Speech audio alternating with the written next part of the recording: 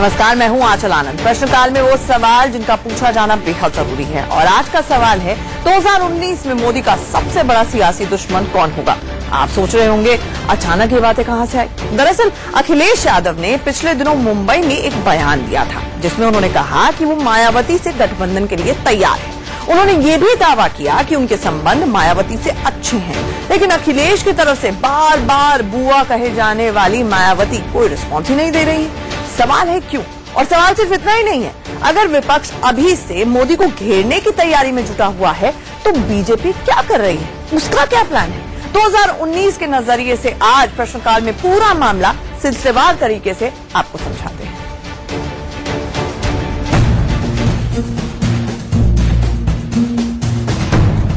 दो 2019 में मोदी का सबसे बड़ा सियासी दुश्मन कौन? समय बीतते देर नहीं लगती। मोदी राज की पहली पारी में साल भर बचा है। अंदर खाने इस बात की भी चर्चा है कि चुनाव कहीं अक्टूबर में ही न हो जाएं। 8 राज्यों की विधानसभा के साथ सियासी हलकों में ऐसी खबरें उड़ रही हैं, खासकर बजट के बाद। सवाल यह है कि अगर ऐसा नहीं भी हुआ और चुनाव तय समय पर ही 2019 में हुआ तो मोदी की दूसरी पारी के लिए सबसे बड़ी मुसीबत इस बार कौन है?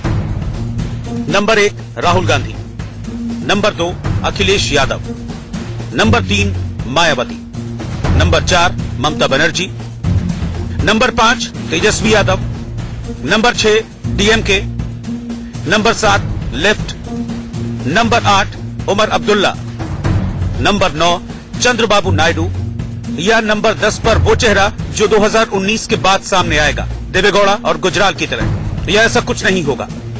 दरअसल ये सवाल इसलिए मौजूद हो चला है क्योंकि 2019 के लिए विपक्ष मोदी के मुकाबले में एकजुट होने की कोशिश कर रहा है। लेकिन सवाल ये उठता है कि क्या राहुल अगर विपक्ष के नेता होंगे तो वो अखिलेश की शर्तों को मानेंगे?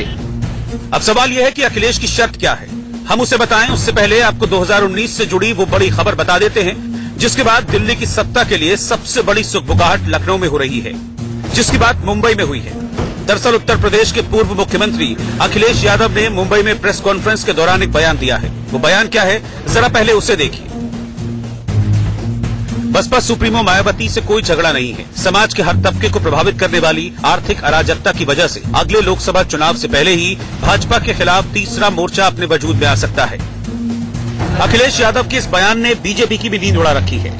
हालांकि पार्टी फिलहाल इन बातों को सामने आने नहीं देना चाहती, लेकिन अमित शाह की पूरी टीम माथापच्ची में लगी है कि अगर ऐसा हुआ तो बीजेपी क्या करे, क्योंकि फिर तो बीजेपी के लिए 2019 में सबसे बड़ी रुकावट यूपी से ही होगी।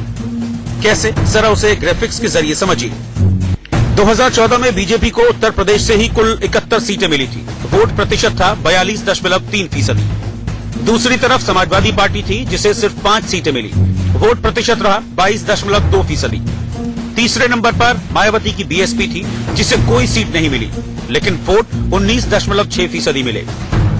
चौथे नंबर पर कांग्रेस रही जिसे सिर्फ 7.5% वोट मिले और पार्टी ने अपनी दोनों परंपरागत सीटें अमेठी और रायबरेली जीत ली। 2014 में यूपी की 85% सीटों पर लड़ाई त्रिकोणीय थी। 13% सीटों पर सीधा मुकाबला था और सिर्फ 2% सीट पर मुकाबला एक तरफा दिख रहा था। अब सवाल यह है कि अगर 2019 में अखिलेश, मायावती और राहुल गांधी की पार्टी एक गठबंधन के नीचे आ जाते हैं तो उनका वोट प्रतिशत हो जाता है 22.2 प्लस 19.6 प्लस 7.5, यानी कि 49.3%। मतलब बीजेपी को अकेले मिले वोट फीसदी से 7% ज्यादा। अगर इसमें 5% वोट गठबंधन में आगे पीछे कर भी देते हैं तब भी ये बीजेपी के मुकाबले ज्यादा बड़ा वोट बैंक है। और ऐसे में मोदी का विजय रथ उसी यूपी में रुक जाएगा जहां से पिछली बार उसे सबसे ज्यादा सीटें मिली थी।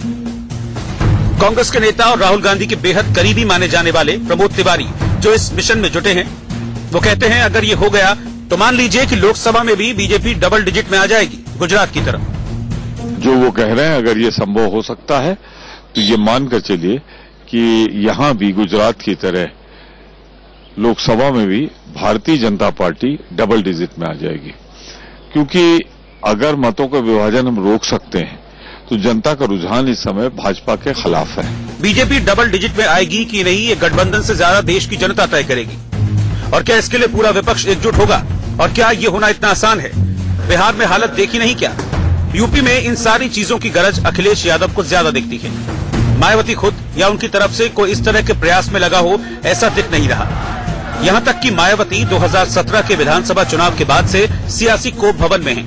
न तो वो कोई राजनीतिक बयान दे रही हैं, न ही उनकी तरफ से कुछ कहा सुना जा रहा है। जो हो रहा है वो समाजवादी पार्टी की तरफ से ही हो रहा है, लखनऊ से दिल्ली तक। खबर है कि लखनऊ में अखिलेश यादव ने अपने कुछ विश्वस्त सहयोगियों को इसमें लगा रखा है, जबकि दिल्ली में नरेश अग्रवाल जैसे लोग इस मिशन में जुटे हैं। लेकिन बयान दोनों जगह संभल कर दिए जा रहे हैं। मतलब घेराबंदी तगड़ी होने वाली है, और ऐसा नहीं है कि सिर्फ यूपी में हो रहा है। 2019 में मोदी का रथ रोक लेने की कोशिश महाराष्ट्र, बंगाल, गुजरात, बिहार में हर तरफ हो रही है। राकेश कुमार सिंह और रजत राकेश टंडन के साथ ब्यूरो रिपोर्ट, इंडिया न्यूज। मतलब घेराबंदी तगड़ी तो है, लेकिन कई दिक्कतें ऐसी हैं जिसे पार पाना बेहद मुश्किल है, जैसा कि आपने ऊपर ग्राफिक्स के जरिए भी देखा होगा। अब आपको ग्राफिक्स के जरिए ही समझाते हैं कि मायावती के साथ सबसे बड़ी दिक्कत क्या है। दरअसल गठबंधन अगर मायावती करती हैं तो उनके वोट तो दूसरों को ट्रांसफर चले जाते हैं, यानी सामने वाली पार्टी को चले जाते हैं, लेकिन मायावती इसका फायदा सिचुएशन का नहीं उठा पाती है, जो कि हमने यूपी चुनाव में भी देखा था। गठबंधन के बाद भी मायावती की सीट कम ही रह गई तो उनका कद और छोटा हो जाएगा, व्हाइट वॉश वाली स्थिति उनके लिए हो सकती है, उनका पूरा का पूरा पॉलिटिकल करियर खत्म हो सकता है। अब बीएसपी इससे ज्यादा कमजोर हुई तो बीजेपी एसपी को लॉन्ग टर्म फायदा होगा, लॉन्ग टर्म गेन होगा, क्योंकि उनके वोट बैंक्स भी कंसोलिडेटेड हैं। ऐसे में जो एक्सपर्ट्स कहते हैं वो ये कहते हैं कि बेहतर ये है कि बीएसपी अपने बूते ही भले ही 12 सीटें लाए, लेकिन उसकी नेगोशिएटिंग पावर ज्यादा होगी कंपेयर टू द सिचुएशन जब मायावती सिर्फ और सिर्फ मान लीजिए 12 की बजाय 15 सीटें लाए और गठबंधन की स्थिति में रहे तो नेगोशिएशन नहीं कर पाएंगी। ऐसे में अच्छा ये है कि 12 सीटें ही लाए, अपने बूते लाए। शायद यही वजह है कि मायावती गठबंधन को लेकर बहुत उतावली नहीं लगती हैं, जितना उतावलापन अखिलेश यादव और कांग्रेस में।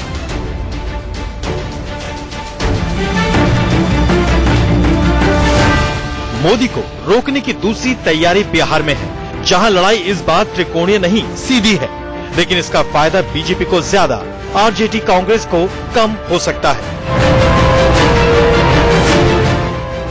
2014 में नीतीश अलग थे, लालू अलग और बीजेपी अलग। ऐसे में मोदी लहर पर सवार बीजेपी ने अपने बूते 40 में से 22 सीटें जीत ली। 6 सीटें एलजेपी को मिली और 3 कुशवाहा की आरएलएसपी को। मतलब कुल 31 सीटें मोदी के पाले में चली गई। अब जरा ग्राफिक्स के जरिए वोट प्रतिशत देखिए। बीजेपी को सबसे ज्यादा 29.40 वोट मिले, लालू की आरजेडी को 20.10 और नीतीश की जेडीयू को 15.80। लालू को 4 सीटें मिली, जबकि नीतीश को सिर्फ 2। लेकिन 2015 में हालात पलट गए। लालू, नीतीश और राहुल ने मिलकर महागठबंधन बना लिए। मोदी के ताबड़तोड़ प्रचार के बावजूद बीजेपी गठबंधन को मुंह की खानी पड़ी। विधानसभा में महागठबंधन की भारी जीत हुई। वोट शेयर बहुत नहीं बढ़ा, लेकिन सीटें बहुत बढ़ी, क्योंकि वोट कायदे से ट्रांसफर हुए। नीतीश से कहीं ज्यादा फायदे में लालू रहे, लेकिन बाद में नीतीश इस गठबंधन से बाहर हो गए।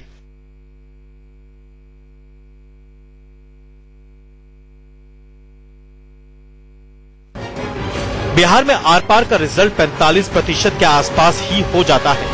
बीजेपी की नजर यूपी के साथ साथ बिहार पर इस बार ज्यादा है और कहा जा रहा है कि पार्टी इस बार यहां 40 की 40 सीटें जीतना चाहती है।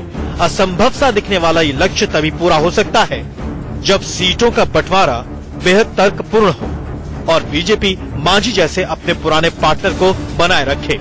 लेकिन बिहार में पिछले कुछ दिनों में जो समीकरण बन रहे हैं उसमें इसे लेकर संशय है, क्योंकि पूर्व विधानसभा अध्यक्ष और दलित नेता उदय नारायण चौधरी ने एक अलग मोर्चा खोल रखा है।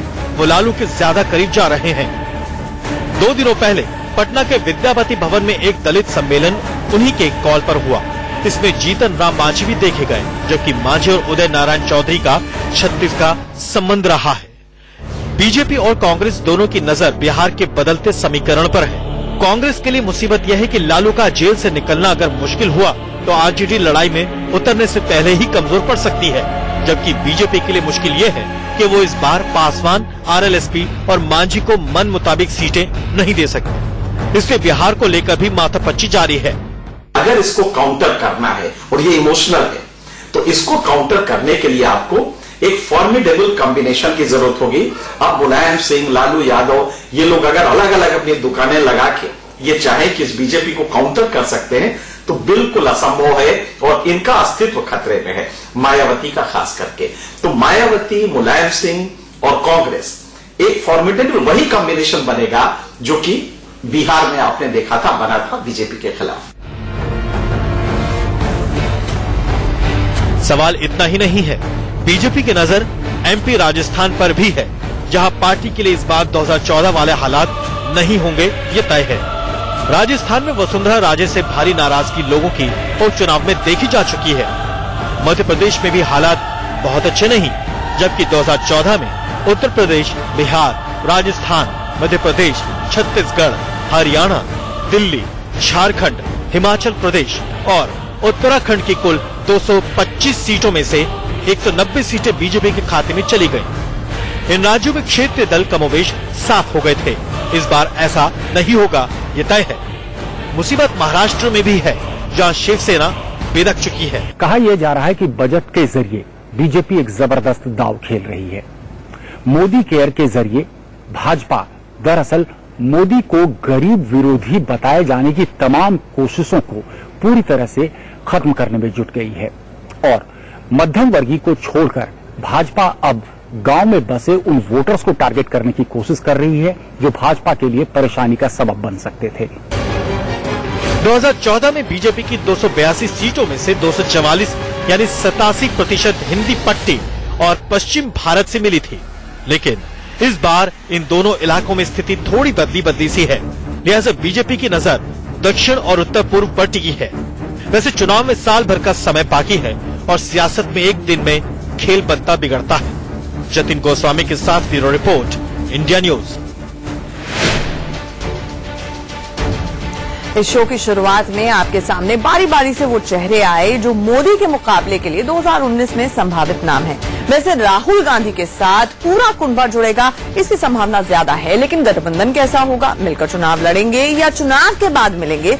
राहुल के नेतृत्व को गठबंधन दलों के वोटर कितना स्वीकार करेंगे? अभी दर्जनों सवाल के जवाब मिलने बाकी हैं और यही मोदी की सबसे बड़ी ताकत है, क्योंकि अपनी तरफ से वो अकेले हैं, ताकतवर हैं। उन्हें पता है कि क्या करना है, क्या कहना है और कब कहना है, जबकि विपक्ष तिनके की तरह बिखरा हुआ है। प्रश्नकाल में आज इतना ही।